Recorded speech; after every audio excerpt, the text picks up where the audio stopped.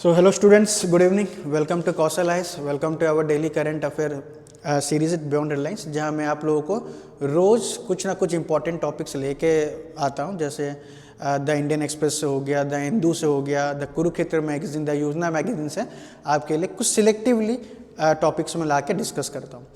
तो अभी वैसे बच्चों 2 दिन बाद आपका OPSC प्री भी आने वाला है ना।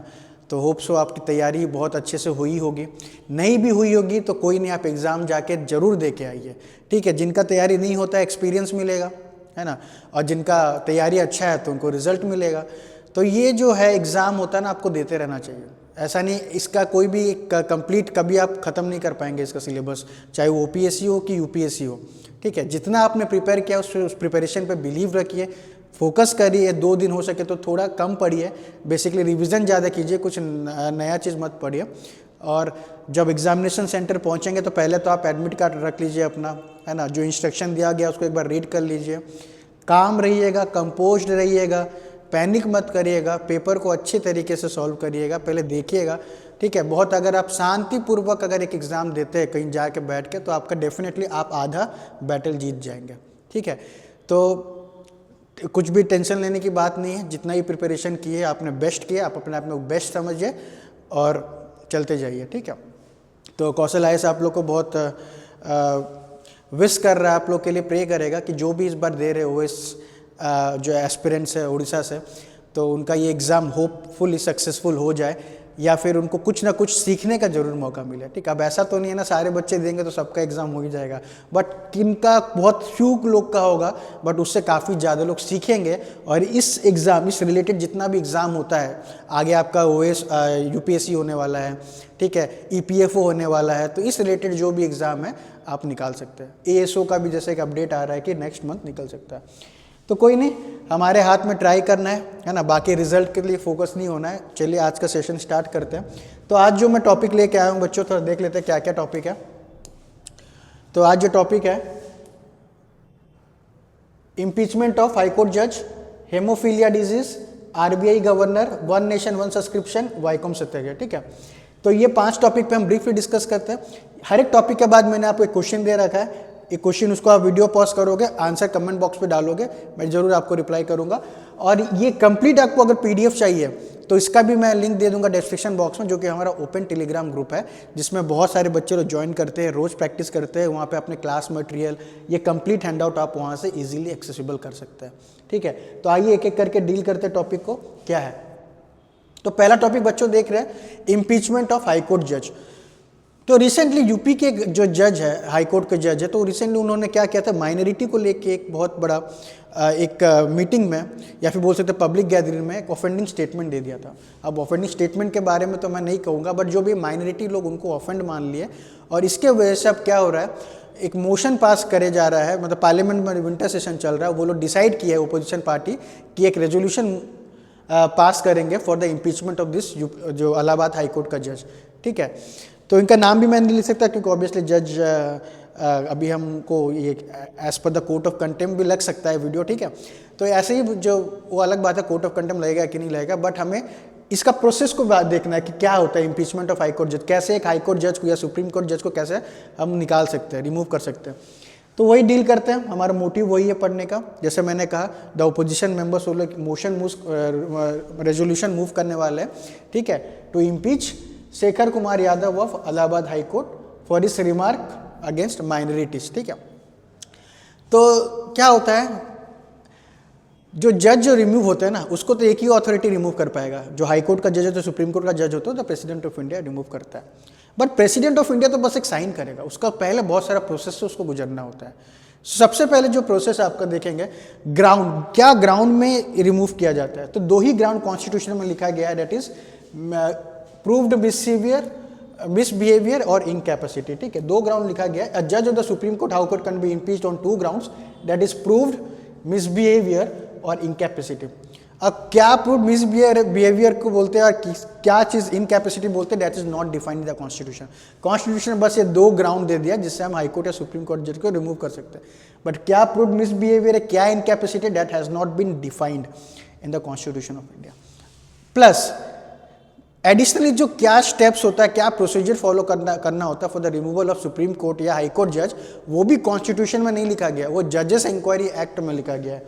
ठीक है, जैसा हम यहाँ पे देख सकते हैं जजेस इंक्वायरी एक्ट 1968 में, इसमें इस एक्ट में डिटेल प्रोसीजर लिखा गया है कि कैसे इम्पीच कर सकते हैं। कॉन्स्टिट्यूशन में नहीं लिखा गया है। पूछता है कि द रिमूवल प्रोसीजर ऑफ जजेस ऑफ द हाई कोर्ट या supreme court is mention in the constitution, नहीं, जजेस इंक्वायरी एक्ट 1968 में उसको मेंशन किया गया है। क्या होता है देखो, पहला स्टेप क्या है, द इम्पीचमेंट मोशन, ठीक है, it must be signed by at least, अगर किसी को रिमूव करना है तो the impeachment motion must be signed by at least 100 MPs in the Lok Sabha and 50 MPs in the Rajya Sabha. अगर इम्पीचमेंट मोशन लोकसभा में हो रहा है तो 100 लोग का सपोर्ट चाहिए, एंड राज्यसभा में हो रहा तो 50 MP का सपोर्ट चाहिए होगा।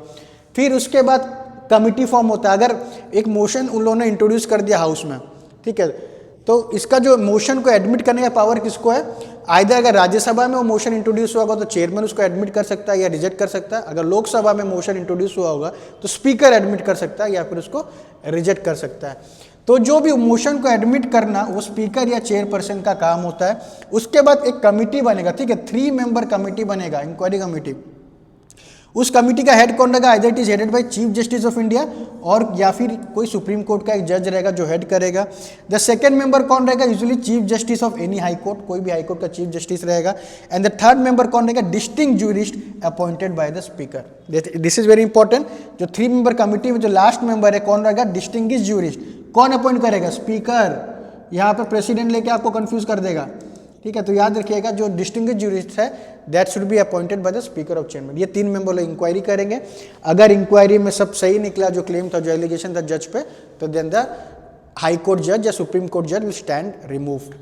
प्रेसिडेंट के पास जाएगा, प्रेसिडेंट बस एक साइन मारेगा, उस दिन से उसका पत्ता कट गया। ठीक है, तो प्रोसेस आप याद रखोगे। मैंने क्वेश्चन आपको दे रखा है, वेरी इंपॉर्टेंट क्वेश्चन, आप इसको सॉल्व करो, कमेंट बॉक्स पे आंसर करके मुझे बताओ। ठीक है, आते हैं नेक्स्ट क्वेश्चन पे जो अभी चल रहा है, हेमोफीलिया। तो हेमोफीलिया आपने सुना होगा बच्चों। हेमोफीलिया क्या है ना, एक जेनेटिक डिजीज है। ठीक है, जेनेटिक म्यूटेशन जब आपका जीन में हो जाता है ना, तो ये एक डिजीज होता है। इसमें क्या होता है, जैसे आपको छोटा सा कट भी लग जाए तो खून निकलते रहेगा, खून क्लॉट ही नहीं होगा। बहुत खतरनाक है ना। जो आप कहीं पे एक्सीडेंट हो जा रहे, गिर जा रहे, सर में चोट लग गया, हाथ कट गया, जो भी हो गया, खून ब्लीडिंग जो होगा रुकेगा नहीं, क्योंकि जो क्लॉटिंग प्रोटीन जो होता है, ठीक है, क्लॉटिंग प्रोटीन जो बोलते हैं वो उस बॉडी में, इनके जो भी हेमोफीलिया के शिकार है उनमें नहीं रहता। बहुत टाइम लग जाता है उनका ब्लीडिंग को रोकने के लिए। तो ऐसा भी होता है, एक सिंपल इंजरी से भी लोगों का जान चल जाता है, ब्लड लॉस इतना हो जाता है। ठीक है, तो यही हेमोफीलिया है। तो इसके बारे में थोड़ा पढ़ते हैं। यहाँ मैं डायग्राम आपको दे दिया हूँ। ठीक है, क्या होता है, इनएबिलिटी टू क्लॉट। थोड़ा सा कट लगा, वो भरता नहीं है, जख्म जो है जल्दी भरेगा नहीं, ब्लीडिंग होते जाएगा।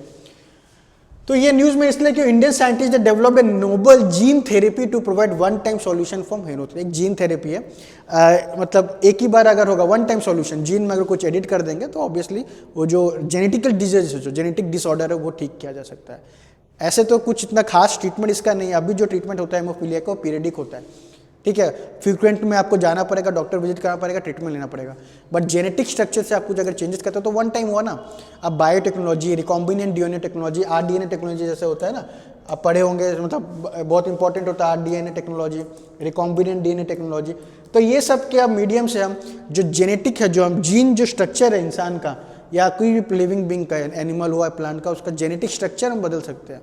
जो डिफेक्टिव जीन है उसको निकाल के, है ना, उसमें जो प्रोडक्टिव जीन है या फिर जो साउंड जीन है उसको रख सकते हैं। क्या होता है, क्रिस्पर कैस9 टेक्नोलॉजी, जिसका नोबेल प्राइज भी मिल रखा है ना, क्रिस्पर टेक्नोलॉजी।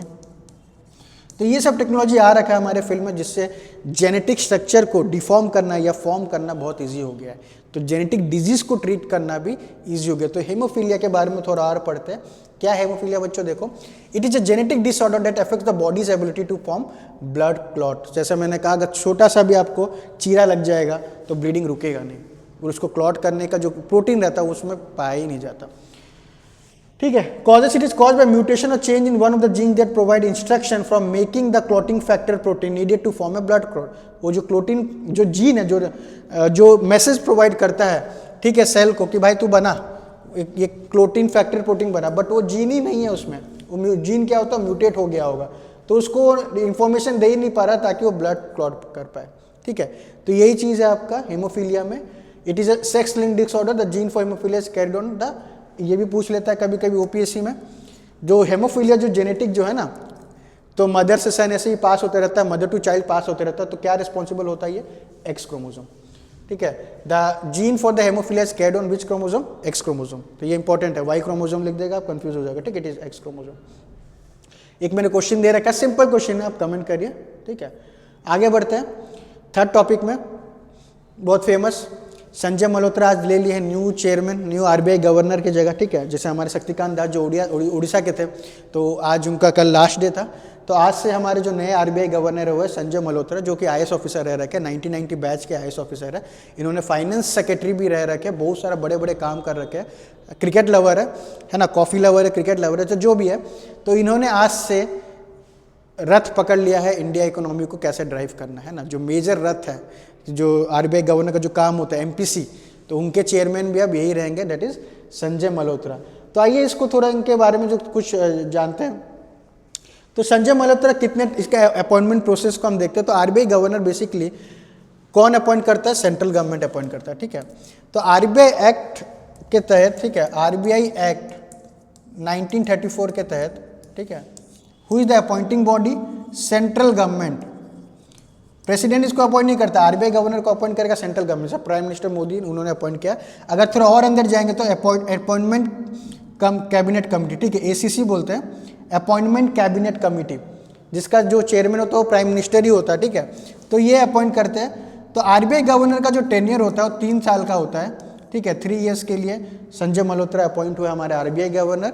तो आरबीआई गवर्नर जो होते हैं वो किसके? एमपीसी के भी चेयरमैन होंगे। ठीक है, मॉनिटरी पॉलिसी कमेटी का भी चेयरमैन संजय मल्होत्रा रहेगा, जिनका जो मॉनिटरी पॉलिसी कमेटी बहुत इंपॉर्टेंट है बच्चों। ठीक है, जो क्या करता है, जो 2 से लेकर 6% तक इन्फ्लेशन को इस रेंज में रखना पड़ता है। तो अभी जो चेंज हुआ है, क्योंकि हमारा जो रेपो रेट है ना सालों से कांस्टेंट करके रखा गया है, फिक्स है 6.5, अभी जैसे हुआ होगा डेटा। तो रेपो रेट सालों से बदला नहीं है। लोग बोल रहे हैं, गवर्नमेंट बोल रहा है कि रेपो रेट घटाया जाए ताकि इकोनॉमी ड्राइव हो पाए। तो रेपो रेट बहुत साल हो गया, या फिर अराउंड 1 ईयर से ज़्यादा हो गया, रेपो रेट घटा नहीं है। तो अभी बहुत बड़ा जिम्मेदारी इनको दिया गया कि ये क्या डिसीजन लेते हैं, being a chairman of monetary policy committee, repo rate घटाना है कि रेपो रेट उतना ही रखना है कि रेपो रेट बढ़ाना है। क्योंकि रेपो रेट जो है की इंटरेस्ट रेट है, पूरा इकोनॉमी उससे ड्राइव होता है हमारा। ठीक है, थोड़ा सा ऊपर नीचे में भी पूरा इकोनॉमी या मनी सप्लाई में बहुत ज़्यादा चेंजेस आता है। तो इसका अपॉइंटमेंट मैंने जैसे बोल दिया 3 इयर्स के लिए अपॉइंट होते हैं। क्वेश्चन मैंने आपको दे दिया है सिंपल। इसमें जो आपका क्वेश्चन आ सकता है एमपीसी से बहुत आ सकता है, मॉनिटरी पॉलिसी कमेटी, उसका ऑब्जेक्टिव क्या है, ठीक है, whether it is a statutory body की कॉन्स्टिट्यूशनल बॉडी। इस बार ओपीएससी में जिस तरीके से पूछा था, इसका टारगेट क्या है, एमपीसी का क्या टारगेट दिया है कि you can easily can be able to get this question, और इजी भी आएगा। बट जो भी है इनका भी जो मेन रिस्पॉन्सिबिलिटी है कि रेपो रेट को बढ़ाना है घटाना, वो देखते हैं। अभी कुछ दिनों में पता चल जाएगा जब एमपीसी का मीटिंग होगा। तो आइए फिर एक टॉपिक मैंने ऑलरेडी डिस्कस कर रखा है, वन नेशन वन सब्सक्रिप्शन। तो बट आज इसमें कुछ और एक पॉइंट मुझे मिला, जिसलिए मैं आपके लिए एक टॉपिक ले आऊँ। तो वन नेशन वन सब्सक्रिप्शन क्या था बच्चों? जैसे मैंने कहा था, बहुत सारे जो इंडियन में रिसर्चर्स होते हैं, जैसे आईआईटी के या आईआईएम के रिसर्चर्स होते हैं या जूनियर साइंटिस्ट होते हैं, तो वो लोग अगर कुछ रिसर्च या फिर कुछ ऐसा डिस्कवरी करते या फिर कुछ ऐसा नॉलेज गेन कर लेते हैं जिनको चाहते हैं कि वर्ल्ड के मीडियम में उनको पहुंचा पाए। ठीक है, जो लोग जगह जगह लोग जान पाए उनका रिसर्च को, तो वो लोग अपना रिसर्च कोई एक जर्नल में पब्लिश करते हैं। जैसे मैंने कहा था एल्सेवियर एक जर्नल है, बहुत सारे फॉरेन जर्नल में वो पब्लिश करते हैं अपने वर्क को, अपने आर्टिकल को, ताकि लोगों को पहुँच पाए। तो इसमें क्या होता है, तो जो बच्चे लोग के लिए सरकार ने ये स्टेप लिया वन नेशन वन सब्सक्रिप्शन में। जैसे अभी जो इंडिया के जो टॉप हाई एजुकेशनल इंस्टीट्यूशंस हैं, आईआईटीज़ हो गया, आईआईसी बेंगलोर हो गया, तो अभी उनको जो ये सब जो हाई क्लास जो रिसर्च है ना, उनका मटेरियल एक्सेस करने में प्रॉब्लम होता है, क्योंकि सब्सक्रिप्शन चार्ज बहुत होता है। अगर एक आप एल्सेवियर का आप देखेंगे जो फॉरेन जर्नल है, अगर उसका आप सब्सक्रिप्शन लेंगे तो बहुत आपको महंगा पड़ेगा।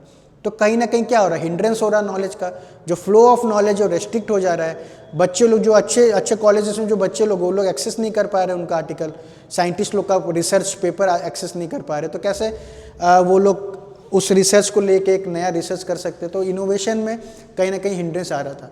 तो गवर्नमेंट का कुछ 2-3 हज़ार करोड़ का ये प्रोजेक्ट है, जहाँ पे वो बहुत ही मिनिमल या फ्री ऑफ कॉस्ट में स्टूडेंट लोग को जो है हायर एजुकेशनल इंस्टीट्यूशन में जो बच्चे पढ़ रहे हैं उनको फ्री कर दिया जाएगा ये सब्सक्रिप्शन। ठीक है, ताकि वो लोग इजीली बड़े बड़े साइंटिस्ट का रिसर्च पेपर या जर्नल इजीली एक्सेस कर पाए, फॉरेन जर्नल बाहर का एक्सेस कर पाए। ठीक है, तो वन नेशन वन सब्सक्रिप्शन मतलब वही चीज़ है, कैबिनेट जो यूनियन कैबिनेट है उन्होंने बहुत बड़ा अमाउंट सैंक्शन कर रखा है for this students so that they can easily get this subscription and they can access to high class and world class research article and material from any foreign journal और Indian journal. But यहाँ पे जो मैं बोला था इसको मैं फिर से लेके आया, एक टर्म है आपका गोल्ड ओपन एक्सेस। ठीक है, this the open access journal या फिर गोल्ड ओपन एक्सेस। ठीक है, तो गोल्ड ओपन एक्सेस क्या है ना, this is what this charge researcher to publish their paper. ये आपको याद रखना, अगर कोई कंटेंट गोल्ड ओपन एक्सेस है मतलब रिसर्चर ने पे किया होगा उसको पब्लिश करने के लिए, रिसर्चर जो किए होंगे वो आर्टिकल को अगर पब्लिश करने कोई जर्नल में उन्होंने पे किया होगा। ठीक है, तो this is not gold open access. हालांकि ओपन एक्सेस मतलब क्या, सबके लिए इजीली एक्सेसिबल ओपन एक्सेस है, इसमें कोई सब्सक्रिप्शन चार्ज लगेगा नहीं, कोई भी इसको एक्सेस कर सकता है। गोल्ड ओए में क्या होता है कि रिसर्चर ने पे किया होगा टू पब्लिश कर दे भाई इसमें जर्नल में और बच्चे लोग को फ्री कर दे, दैट इज गोल्ड ओए। ठीक है, तो coming to the last topic that is Vaikom Satyagraha. तो वाइकोम सत्याग्रह बहुत फेमस एक है टेम्पल जो आपका अनटचेबिलिटी का मूवमेंट हुआ था, तमिलनाडु में हुआ था 1924 में। इसको अदर नेम हम टेम्पल एंट्री मूवमेंट ही बोलते हैं। तो जो दलित थे, जो अनटचेबल्स थे ना, उनको वाइकोम में जो उनको मंदिर में घुसने दिया नहीं जाता था, उनको जो कुएं के पानी में अलाउ नहीं था वहाँ को, जो सेम कुएं का पानी पी सके, सेम जो पॉन्ड में जाके नहा सके। तो अनटचेबिलिटी के साथ उस समय बहुत ही अत्याचार हुआ करता था। तो 1924 में ईवी नायकर जो है सेल्फ रेस्पेक्ट मूवमेंट या टेम्पल एंट्री मूवमेंट के, आइए देखते कौन कौन इसमें पर्सनैलिटी छुप रखे, कब हुआ था, ठीक है, इनके लीडर कौन थे। जैसा मैंने कहा इसको बोलते हैं हम took place Vaikom, sorry Tamil Nadu नहीं, केरला में हुआ था ये, केरला में took place in the district of Kerala. Vaikom Satyagraha Kerala में होता है, यस। ठीक है, तो it was social reform movement which originated in took place at the Vaikom that is Kottayam district of Kerala during the period of 1924 से 1925 तक। ठीक है, इसको अदर नेम क्या बोलते हैं, इसको बोलते हैं temple entry movement in India भी इसको बोला जाता है। ठीक है, तो वाइकोम महादेव जैसा मैंने कहा था, इनका अगर हम देखेंगे यहाँ पे जो लीडर्स थे आपका वो इंपॉर्टेंट पड़ जाता है पर्सनैलिटी एसोसिएटेड में। तो टी.के. माधवन, ठीक है, सरदार पनिकर, के.पी. केशव मेनन जो सबमिटेड ए पिटीशन, तो ये लीडर हो गए। फिर K Kelappan, this is very important leader, demanded mess too, ठीक है। तो के कलप्पन, तो इसको हम बोलते हैं गांधी ऑफ साउथ। के कलप्पन को हम क्या बोलते हैं, गांधी ऑफ साउथ, साउथ के गांधी जी का दर्जा दे रखा है। He demand was made to allow everyone to use the road, temple authority. ठीक है, तो के कलप्पन, ये सब लीडर्स आप याद रखोगे। ठीक है, T K. Madhavan, Kesava Menon, Sardar Panikkar and K Kelappan तो बहुत इंपॉर्टेंट है।